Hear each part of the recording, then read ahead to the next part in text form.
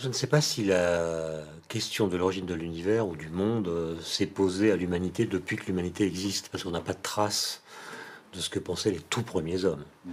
Mais les anthropologues s'accordent pour dire que dans toutes les civilisations qu'ils connaissent, il y a des récits, des cosmogonies, qui racontent, sinon l'origine du monde, du moins son histoire, à partir d'une espèce d'entité primordiale qui aurait préexisté à tout ce qui va suivre. Donc il y a toujours dans les récits mythiques, qu'ils soient d'ailleurs de simples cosmogonies ou qu'ils soient des récits religieux, il y a toujours au départ quelque chose dont on postule qu'il est là avant tout le reste.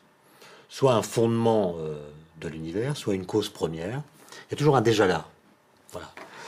Et du coup, on pourrait dire, mais s'il y a un déjà là, c'est qu'on ne raconte pas l'origine de l'univers, puisque l'origine, c'est le passage entre l'absence de toute chose et puis l'existence de quelque chose. Donc s'il y a un déjà là, on doit se poser la question de l'origine de ce déjà là. Et on voit bien que la question de l'origine, elle peut nous amener dans une sorte de régression infinie, où on ne cesse d'interroger d'où viennent les choses qu'on postule au départ qui nous permettent d'expliquer la suite de l'histoire. Simplement, je pense que nous sommes tous des hommes, aujourd'hui, mais ceux qui nous ont précédés également, et nous nous interrogeons de façon plus ou moins lucide, plus ou moins consciente, sur notre origine, l'origine du monde, sachant que les deux sont certainement liés. Les cosmogonies, il en existe encore aujourd'hui qui sont très vivaces, mais on pourrait dire que la question de l'univers en tant que tel se pose seulement à partir de l'avènement de ce qu'on appelle la physique moderne, c'est-à-dire Galilée. Galilée, avec sa lunette, regarde les planètes, voit qu'il y a des montagnes sur la Lune, que donc la Lune ressemble à la Terre, il voit qu'il y a des satellites à Jupiter, il voit qu'il y a des phases de Vénus. Bref, il voit que les planètes sont comme la Terre. Et que cette séparation que les anciens Grecs, avec Aristote, imaginaient entre le monde qui est infralunaire, c'est-à-dire entre la Terre et la Lune, et le monde supralunaire après la Lune, ces deux mondes qui étaient pensés comme séparés, en fait, sont deux mondes constitués de la même matière. Donc Galilée voit qu'il y a une unité ontologique, si on peut dire, de la matière qui constitue l'univers. Et par ailleurs, il fait le postulat que les lois physiques qui pilotent le comportement de cette matière sont les mêmes partout. Elles sont universelles. Et donc on pourrait dire que chez Galilée, pour la première fois, apparaît l'idée d'univers. Univers, ça veut dire un monde unitaire au sein duquel les lois physiques sont universelles. Donc ça, c'est 17e siècle. Ça ne veut pas dire qu'à l'époque, on pense que l'univers a une histoire. On pense qu'il y a un univers. C'est déjà pas mal. Chez Newton, qui va évidemment théoriser tout ça un peu plus avec notamment la loi de la gravitation universelle, il n'y a pas de cosmologie chez Newton. Il n'y a pas l'idée que l'univers a une histoire. À ma connaissance, il y a au 18e siècle des textes rédigés notamment par Kant, le philosophe, ou par Auguste Comte, ou par d'autres, par Buffon notamment, selon lesquels il peut y avoir une histoire dans l'univers. Kant, par exemple, raconte l'histoire de la formation du système solaire. Il fait l'hypothèse qu'il y a une sorte de nébuleuse primordiale qui, sous l'effet de la gravitation, va se structurer en planète, en soleil, grâce aussi à une force répulsive qui vient équilibrer la gravitation. Enfin, il y a des hypothèses métaphysiques dans ce modèle, mais il met en scène une histoire non pas de l'univers, mais d'une partie de l'univers. Au XIXe siècle apparaît une nouvelle science en physique qui s'appelle la thermodynamique, et qui est constituée d'un certain nombre de lois, notamment la deuxième loi de la thermodynamique, qui dit que l'entropie d'un système isolé ne peut que croître. Et quand on applique cette seconde loi de la thermodynamique à l'univers tout entier, considéré comme un système isolé, on aboutit à la conclusion qu'il va vers une mort thermique, comme on dit. C'est-à-dire que le désordre va augmenter. Et on pourrait donc dire qu'au XIXe siècle, les gens ont pensé une histoire de l'univers. Quand nous disons aujourd'hui, en 2010, l'univers a une histoire, nous prononçons une phrase qui a déjà été prononcée dans les siècles précédents. Simplement, le sens que nous donnons à cette phrase n'est pas le même que celui qu'on lui donnait il y a quelques siècles. Pourquoi? Parce qu'entre les deux, au début du XXe siècle, il y a eu une révolution conceptuelle considérable accomplie par Albert Einstein. Il publie en 1915 plusieurs articles qui vont fonder ce qu'on appelle la théorie de la relativité générale, qui est une nouvelle façon de penser la gravitation. La gravitation n'est plus une force qui s'exerce dans l'espace comme on le pensait, elle est une déformation de l'espace-temps lui-même. Et cette nouvelle théorie de la gravitation va permettre de donner à l'univers en tant que tel le statut d'un objet physique. Et cet objet va être décrit par des propriétés globales, comme sa courbure moyenne, par exemple sa densité de matière moyenne, qui ne sont pas réductibles à des propriétés locales. Donc avec la relativité générale, l'univers devient un objet physique. Il n'est plus l'enveloppe contenant tous les objets physiques. Il a lui-même ce statut d'objet physique. Et assez rapidement, un astronome très célèbre qui s'appelle Hubble, qui est devenu célèbre à cause de ses découvertes, observe que les galaxies ont des distances qui augmentent au cours du temps. Elles augmentent d'autant plus rapidement que les galaxies sont plus éloignées.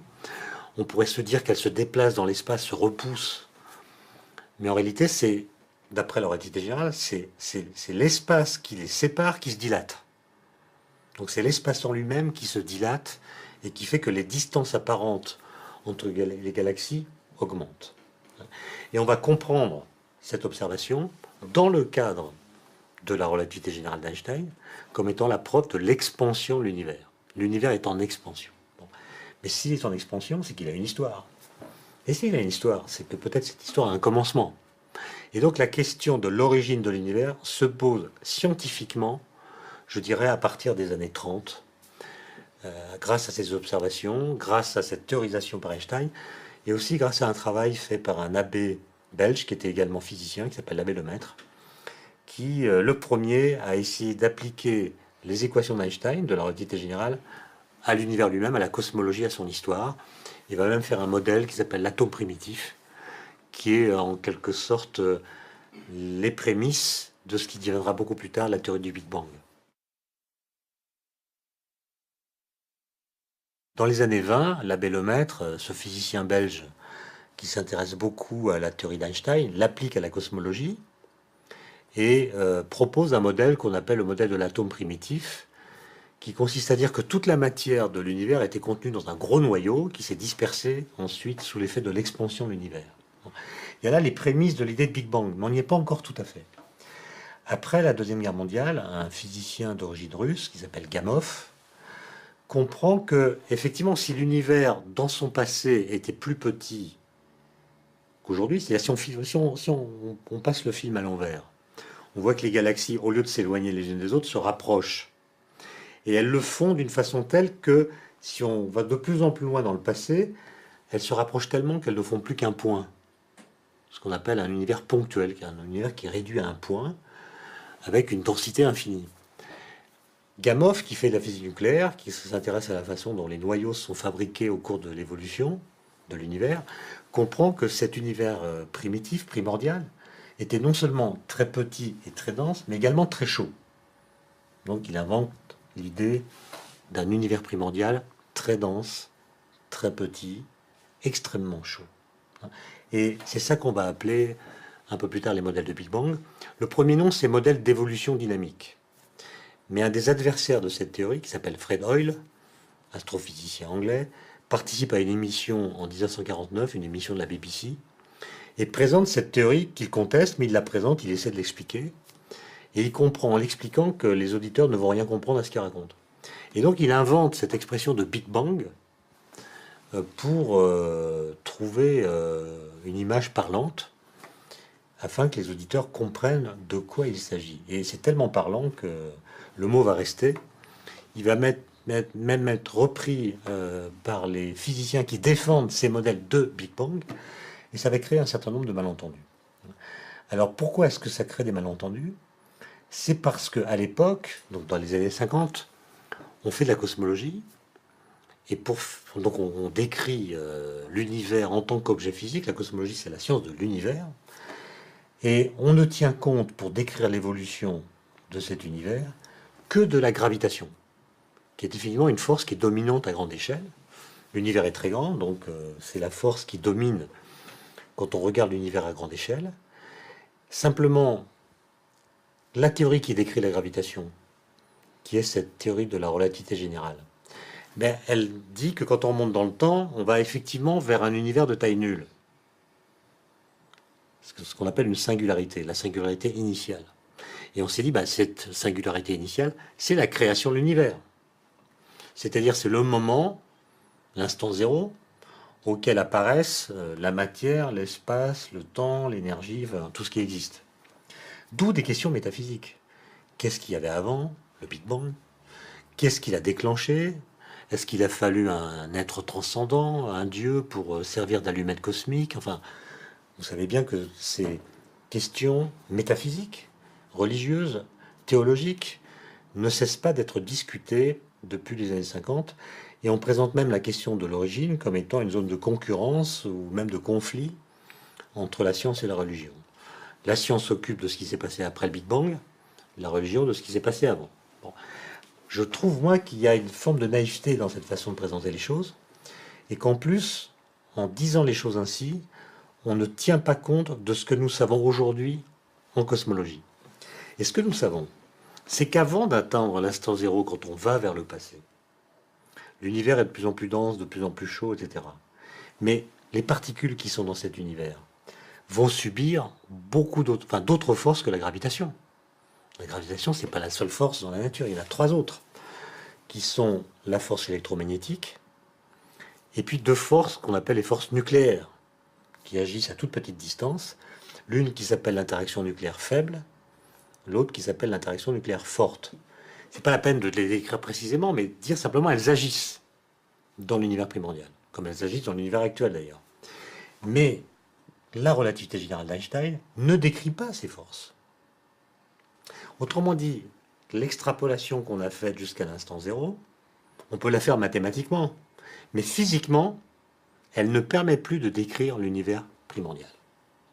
Et donc, l'instant zéro qu'on a mis en avant a un statut parfaitement clair en relativité générale, mais il ne correspond pas à un instant par lequel l'univers est passé.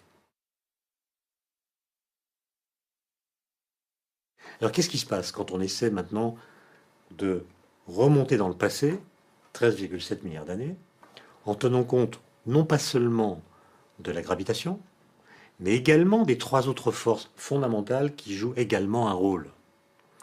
Alors là, on est devant des difficultés théoriques très compliquées, qu'on n'a d'ailleurs pas complètement résolues, parce que les 3 autres forces que j'ai évoquées, électromagnétisme et force nucléaire, les deux, sont décrites dans un cadre théorique qui s'appelle la physique quantique, qui décrit la matière à petite échelle. Or, les principes de la physique quantique et ceux de la relativité générale qui décrit la gravitation ne font pas bon ménage. Ils sont même d'une certaine façon contradictoires. Et donc, on essaie de trouver une théorie qui permettrait de décrire en même temps la gravitation et les 3 autres forces pour pouvoir décrire l'univers primordial. Il y a plusieurs pistes théoriques, la théorie des supercordes, la théorie de la gravité quantique à boucle. Il y a des gens qui pensent que l'espace-temps n'est pas continu mais discontinu. Il y a des gens qui ajoutent des dimensions supplémentaires d'espace-temps. Il y a des gens qui essaient de réfléchir à ce qu'on appelle le vide quantique. Enfin, il y a beaucoup de pistes. Mais le point commun entre toutes ces pistes, c'est que, bien qu'elles partent de principes physiques complètement différents, elles aboutissent toutes à la conclusion que lorsqu'on étudie l'univers primordial, la singularité qui était présente dans les premiers modèles cosmologiques qui ne s'appuyaient que sur la gravitation disparaît. Il n'y a plus d'instant zéro. Alors on peut prendre l'exemple de la théorie des cordes, qui est peut-être le plus simple à expliquer. La théorie des cordes, c'est une théorie qui n'est pas encore complètement achevée, mais ce qu'on sait, c'est qu'elle prédit que la température maximale dans l'univers ne peut pas être infinie. Donc, la singularité initiale des premiers modèles de Big Bang, qui correspondait à une température infinie, est une singularité qui est non physique. Et donc, on arrive ainsi à ce qu'on appelle des modèles de pré-Big Bang, une sorte de contradiction dans les termes, c'est-à-dire l'idée que l'univers se contractait jusqu'à ce que sa température atteigne la valeur maximale permise par la théorie des cordes. Il ne peut plus se contracter dès qu'il l'atteint, puisque ça supposerait que la température augmente encore. Et donc, une fois que la température maximale est atteinte, il rebondit sur lui-même, pour donner l'univers actuel qui est en expansion. Et ce que nous appelons le Big Bang, c'est ce rebond. Autrement dit, le Big Bang, dans cette théorie, n'est plus une singularité qui signe l'apparition de tout ce qui existe, c'est simplement une transition de phase entre un univers en contraction et un univers en expansion. Et donc vous voyez que la cosmologie ne permet plus de dire aujourd'hui que l'univers a une origine au sens absolu du terme. Parce que ce que j'appelle l'origine de l'univers, si on donne un sens aux mots, et si on les prend au sérieux, les mots, l'origine de l'univers, c'est la transition entre l'absence de toute chose et l'existence de quelque chose. Ben, cette transition, la science ne l'a pas saisie. Ça ne veut pas dire que cette transition n'a pas eu lieu. Ça veut dire qu'il n'est pas scientifiquement prouvé que l'univers a une origine. L'instant zéro, il a disparu des équations de la cosmologie contemporaine, mais il continue d'être vivace culturellement.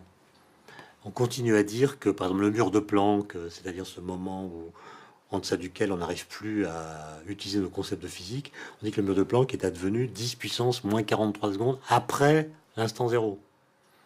Donc il est mort, mais il est toujours vivant. Et la vérité, c'est qu'en amont du mur de Planck, nous n'avons pas les concepts physiques qui permettent de décrire la situation qui a précédé. Et donc, en maintenant vivace cet instant zéro, bien qu'il n'ait plus de statut en physique, on maintient également vivace une sorte de questionnement métaphysique sur qu'est-ce qu'il y avait avant l'instant zéro, qui est soit prématuré, soit dépassé selon le sens qu'on donne à l'histoire. Et donc, il serait bien qu'on arrive à parler de cosmologie sans toujours se référer à cet instant zéro qui est une fiction, qui est devenue une fiction en physique. Quand on dit que l'origine de l'univers est un mystère pour l'instant, on pourrait donner l'impression de décourager les chercheurs. En fait, il se passe des choses extraordinaires en physique aujourd'hui, comme il s'en est passé d'ailleurs tout au long du XXe siècle. Et nous progressons. Par exemple, a été mis en service en 2009 un grand collisionneur de protons qui s'appelle le LHC au CERN à Genève. C'est un anneau de 27 km au sein duquel deux faisceaux de protons circulent en sens inverse et entrent en collision régulièrement à très haute énergie. En fait, chaque proton de la machine a autant d'énergie qu'un moustique en vol. Et donc, dans un moustique, il y a beaucoup de protons, beaucoup d'électrons, donc l'énergie moyenne par particule est faible. Là, au LHC, chaque proton porte autant d'énergie qu'un moustique en vol. Et donc, par ces collisions, on peut recréer les conditions physiques de l'univers primordial. Parce qu'on pense que les lois physiques n'ont pas changé au cours de l'évolution de l'univers. Ce qui a changé, ce sont les conditions physiques. Et donc, si nous répétons dans le présent, dans un petit volume d'espace-temps, les conditions physiques de l'univers primordial, comme les lois physiques n'ont pas changé, nous verrons les phénomènes physiques qui se déroulaient dans l'univers primordial. Sauf que là, on les voit avec des détecteurs, alors qu'à l'époque, ça se faisait à l'abri des regards. Bon. Donc on apprend des choses, énormément de choses. Et le LHC va nous aider à faire la sélection entre les bonnes idées et les mauvaises idées, parce qu'on a trop de bonnes idées, enfin on a trop d'idées, je ne sais pas lesquelles sont les bonnes justement, et le LHC, par des données mesurées, la physique c'est une science expérimentale, il faut des données, va nous permettre de faire le tri entre les théories qui sont falsifiées par l'expérience, et puis celles qui ont encore une chance de résister aux tests expérimentaux. Par exemple, on va comprendre, grâce au LHC, d'où vient que les particules ont une masse. On va comprendre l'origine de la masse, en quelque sorte. Parce que, d'après nos équations, il serait assez naturel que les particules n'aient pas de masse. Qu'aucune particule n'ait de masse. Mais en fait, nous voyons bien qu'elles en ont une, à part le photon. Mais les électrons ont une masse, les quarks ont une masse, les neutrinos ont une masse. Donc, il y a une sorte de contradiction entre nos équations et la mesure. Si on réagit trop brusquement à ce constat, on va dire, mais c'est des équations qui sont fausses. Ce qui est important en physique, c'est la mesure. Oui, mais peut-être qu'on n'a pas bien compris ce qu'est une masse. Et du coup, des physiciens ont travaillé cette question et ont réinterprété le concept de masse de telle sorte qu'il se pourrait bien que ce soit les équations qui aient raison. Que les particules n'aient pas de masse, mais simplement interagissent avec le vide d'une façon qui leur donne de l'inertie, donc les freine en quelque sorte, de sorte que nous avons l'impression qu'elles ont une masse alors qu'en fait elles n'en ont pas. Et cette idée-là, qui est fondamentale, va être testée, est en train d'être testée au LHC grâce à des collisions de protons. De là à dire qu'on va comprendre tout ce qui se passe dans l'univers primordial, il y a un pas qu'il ne faut pas franchir. Parce que quelques fractions de secondes avant plutôt les conditions que le LHC permet d'explorer, quelques fractions de secondes, pendant l'expansion accélérée de l'univers, les particules n'avaient pas l'énergie d'un moustique en vol. Elles avaient l'énergie d'un TGV à 300 à l'heure. Beaucoup plus. Donc, on n'a pas accès expérimentalement à des conditions physiques qui ressemblent à ces énergies colossales qui étaient celles de l'univers tout à fait primordial. Donc, vous voyez que on progresse, mais on est encore loin de pouvoir tout comprendre de l'univers primordial. Et c'est un moment important parce que au moment où le LHC démarre, fait donc de la physique des particules, qui recrée les conditions physiques de l'univers primordial, on a aussi un satellite qui s'appelle Planck, qui lui recueille des données sur ce qu'on appelle le fond diffus cosmologique. Or, ça c'est très important parce que quand les astrophysiciens observent le ciel, ils le font en recueillant de la lumière, grâce à leur télescope. Mais dans l'univers primordial, quand l'univers était très dense et très chaud, la lumière ne pouvait pas se propager. Il y avait des photons, mais ils avaient tellement d'énergie, il y avait telle densité de matière que constamment ils entraient en collision avec des particules et ne pouvaient donc pas se propager librement. Et au bout de 380 000 ans, la température s'est abaissée à 3000 degrés Kelvin, la densité de matière est devenue plus faible, les premiers atomes se sont formés, ils sont électriquement neutres, et les photons interagissent peu avec les atomes. Donc les photons qui étaient incapables de se propager dans une matière qui leur était opaque sont devenus libres de se propager. Et ce sont ces photons qui constituent aujourd'hui le fond diffus cosmologique. Donc les astrophysiciens voient l'univers tel qu'il était entre 380 000 ans après le Big Bang et aujourd'hui, et les physiciens des particules voient ce qui s'est passé avant. Et donc on a deux images de l'univers correspondant à deux époques différentes, et ça nous donnera des informations complémentaires sur les théories permettant de décrire l'univers primordial. Parce que ce fond diffus cosmologique, il garde la trace de ce qui s'est passé avant. Donc en étudiant très finement ses propriétés physiques, sa répartition dans l'espace, son homogénéité, etc., on aura des renseignements sur les conditions physiques qui l'ont rendu possible. Si on réfléchit à toute cette histoire de la physique qui démarre avec Galilée, on pourrait la résumer de la façon suivante. C'est que le pari de la physique moderne, c'est qu'on peut expliquer le réel empirique, c'est-à-dire le réel qui nous entoure, les phénomènes qu'on observe, par l'impossible. C'est-à-dire par des lois physiques dont l'énoncé, a priori, contredit l'observation. Les lois physiques, quand on les entend pour la première fois, elles semblent absurdes. On a l'impression qu'elles sont démenties par les faits. Par exemple, la loi de la chute des corps. Aristote nous dit quelque chose à ce propos qui est confirmé par toutes les expériences que nous pouvons faire. Si je laisse tomber une boule de pétanque en même temps qu'une balle de tennis, ben c'est la boule de pétanque qui va toucher le sol en premier.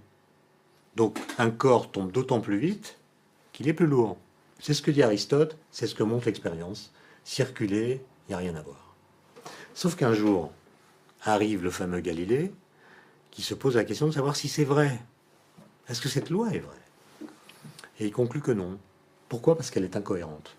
Parce que si je prends une boule de pétanque et une balle de tennis, et que je les relie par une ficelle, et que je laisse tomber l'ensemble, d'après Aristote, l'ensemble est plus lourd que la boule de pétanque, donc ça va tomber plus vite que la boule de pétanque.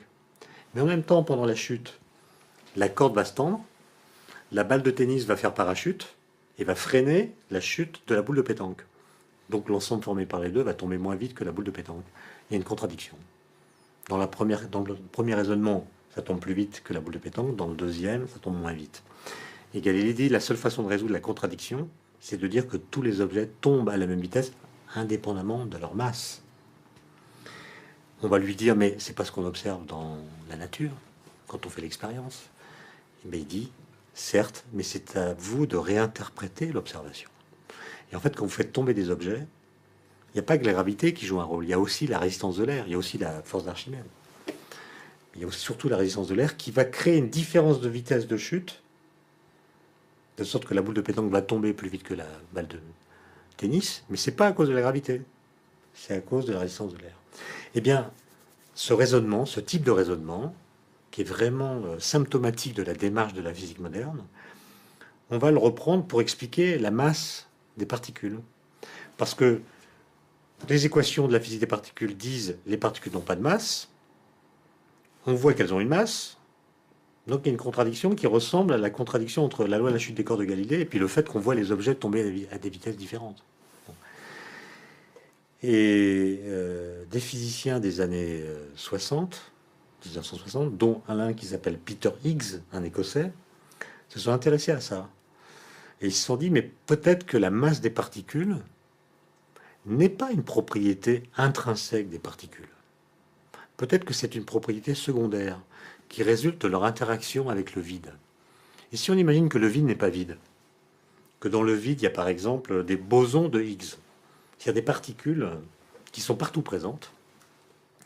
Et si on imagine que les particules de masse nulle, lorsqu'elles se propagent dans l'espace, entrent en collision avec ces bosons de Higgs, nous qui les regardons, nous aurons l'impression qu'elles sont freinées dans leur déplacement par ces collisions.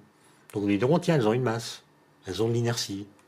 Mais cette inertie résulte secondairement des interactions qu'elles ont avec les bosons de Higgs, c'est-à-dire en fait avec le vide, qu'on appelle le vide quantique, qui n'est pas vide. Et donc vous voyez que ça ressemble beaucoup au raisonnement de Galilée. Galilée dit, les objets tombent à des vitesses différentes parce qu'ils interagissent différemment avec l'air dans lequel ils tombent.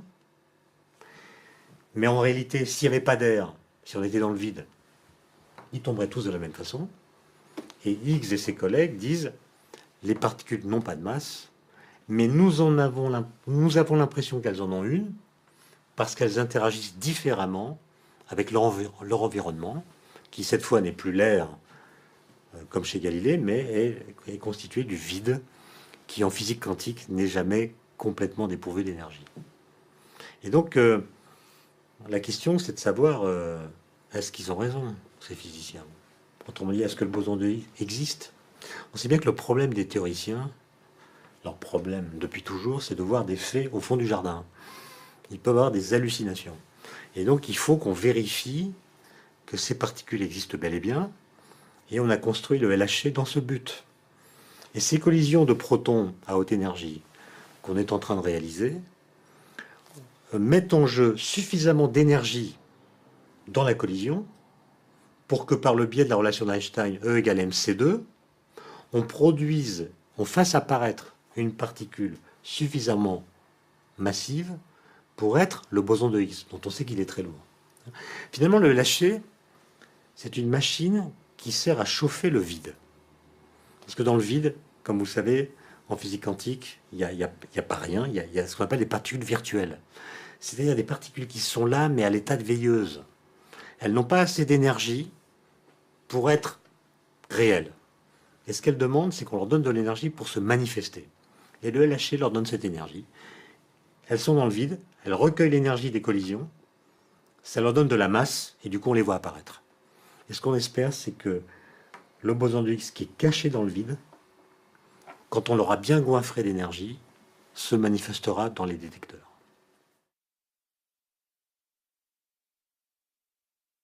Quand on regarde le mouvement des galaxies, le mouvement qu'elles ont sur elles-mêmes, le mouvement de rotation, et le mouvement qu'elles ont les unes par rapport aux autres, on s'aperçoit que leur mouvement est bien décrit par les équations de la gravitation, telles qu'on les connaît, à condition de leur attribuer une masse qui est 10 fois plus élevée que la masse qu'on observe. Autrement dit, on a l'impression qu'il y a une masse invisible, une masse qui n'émet pas de lumière, qui agit gravitationnellement sur le mouvement des galaxies. Alors ça, on le sait depuis 80 ans à peu près. Et pendant très longtemps, on a considéré que cette matière invisible, c'est de la matière normale, ordinaire, mais froide, pas lumineuse, de sorte qu'on ne pouvait pas la voir. Et puis on s'est convaincu, grâce à des observations et à des analyses, que non. Cette matière noire, si elle existe, n'est pas de la matière ordinaire. Et donc là, on a une situation intéressante, parce que, ou bien on fait confiance à nos équations, celles qui décrivent la gravité. Et alors on comprend le mouvement des galaxies qu'en invoquant l'existence d'une matière noire de nature inconnue, ou bien on dit mais c'est quand même assez culotté d'aller imaginer des objets ou des entités physiques qu'on n'a jamais observées. Faire cela, c'est faire de la métaphysique et non pas de la physique. Et donc remettons plutôt en cause nos équations et bricolons-les pour qu'elles rendent compte du mouvement des galaxies sans qu'il soit nécessaire d'invoquer l'existence d'une matière noire de nature inconnue. Et donc on a une situation qui est assez récurrente d'ailleurs dans l'histoire de la physique. On a un problème dont on ne sait pas si la guérison est d'ordre législatif, c'est-à-dire est-ce qu'il faut changer les lois, ou si la solution est d'ordre ontologique, c'est-à-dire est-ce qu'il faut ajouter comme composante de l'univers des entités pour l'instant inconnues qu'il est urgent de découvrir. Moi, je ne sais pas quelle est la bonne réponse. Ce que je sais, c'est que grâce au LHC, on espère détecter des particules de matière noire si elles existent. On appelle ça le neutralino. C'est une particule dont l'existence est prédite par certaines théories qui vont au-delà des équations standards de la physique des particules. Et donc, vous voyez que dans les 10 ans qui viennent, grâce au LHC et grâce au satellite Planck, il y a des questions qui sont aujourd'hui des questions ouvertes et très importantes de la physique qui pourraient avoir un début de réponse. Donc revoyons-nous en 2020 et faisons le point. Pour la suite de l'histoire, depuis une dizaine d'années, on a remarqué que l'expansion de l'univers dont j'ai parlé s'accélère. Et les galaxies s'éloignent plus rapidement qu'on le pensait. Et donc, qu'est-ce qui se passe? Et ce qui se passe, c'est qu'il y a sans doute dans l'univers ce qu'on appelle une énergie noire qui est responsable de cette accélération de l'expansion, dont la nature est inconnue. D'ailleurs, énergie noire, c'est très joliment l'anagramme de reine ignorée. Reine ignorée. Reine parce que c'est les mêmes lettres, mais mises en sens décalé. Reine parce que l'énergie noire, elle constitue à peu près 70% du contenu énergétique de l'univers. C'est énorme. Mais on ne sait pas de quoi elle est faite. Donc vous voyez que on a encore des problèmes à résoudre. Et avant de dire que nous avons résolu la question de l'origine, il faut d'abord résoudre ces questions, l'énergie noire dont on vient de parler, mais aussi la matière noire, dont on ne connaît pas non plus la nature, qui semble agir sur la dynamique des galaxies. Et une fois qu'on aura résolu ces questions, on pourra revenir à la question de l'origine et voir si nous avons progressé.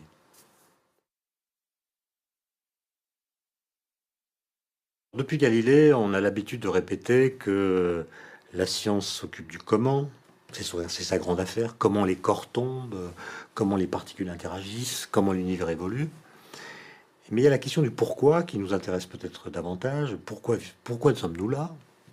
Pourquoi y a-t-il un univers? Pourquoi y a-t-il quelque chose plutôt que rien? La science est incompétente pour répondre à ces questions et c'est plutôt l'affaire de la métaphysique, des discours religieux, de la théologie, de la philosophie. Est-ce que les choses sont en train d'évoluer? Moi, j'ai l'impression que, inconsciemment, nous sommes persuadés que si nous connaissions la réponse à la question de l'origine, comment est né l'univers, eh bien, nous saurions d'où vient qu'il y a un univers. C'est-à-dire que la question du sens serait répondue par le fait que nous connaîtrions le comment de la formation de l'univers. Bon, moi, je pense qu'on n'en est pas là, de toute façon, et que la question du sens, qu'il s'agit du sens de notre propre vie, du sens qu'on lui donne, ou du sens qu'elle nous semble avoir, ou bien la question du sens de l'univers tout entier, c'est des questions dans lesquelles nous ne sommes pas bien capables de faire la distinction entre ce que nous savons et ce que nous pensons.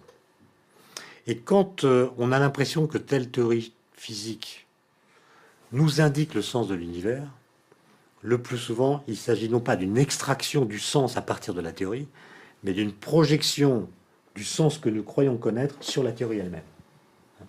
Et donc nous projetons ce que nous croyons être le sens de l'univers dans la lecture que nous faisons d'une théorie. Et une fois que nous avons projeté le sens dans la théorie, tout ébahi, nous croyons la reconnaître, le reconnaître ce sens, alors que c'est nous qui l'avons projeté. Et j'ai l'impression que même s'il faut veiller à coupler la science et la philosophie, il faut faire attention à ne pas trop entremêler les questions qui se posent à l'une aux questions qui se posent à l'autre. Et je pense que la question du sens de l'univers, c'est un peu comme la question de l'origine. C'est une sorte de mystère. Mais il n'est sans doute pas nécessaire de connaître le sens de l'univers pour trouver un sens à sa propre vie.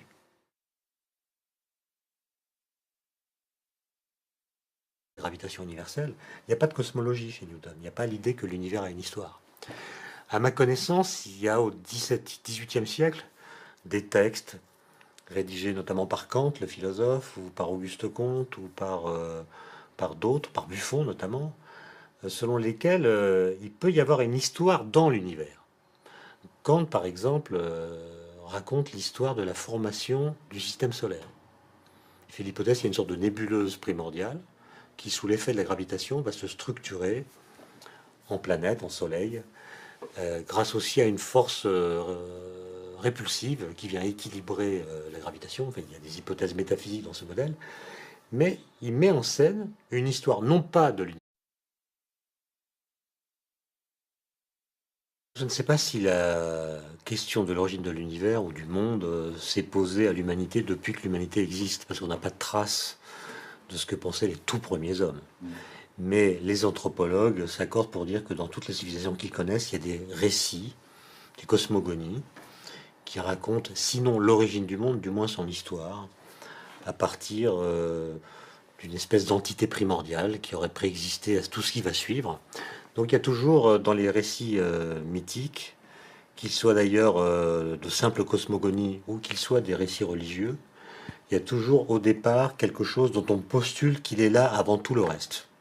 Soit un fondement de l'univers, soit une cause première. Il y a toujours un déjà là. Voilà.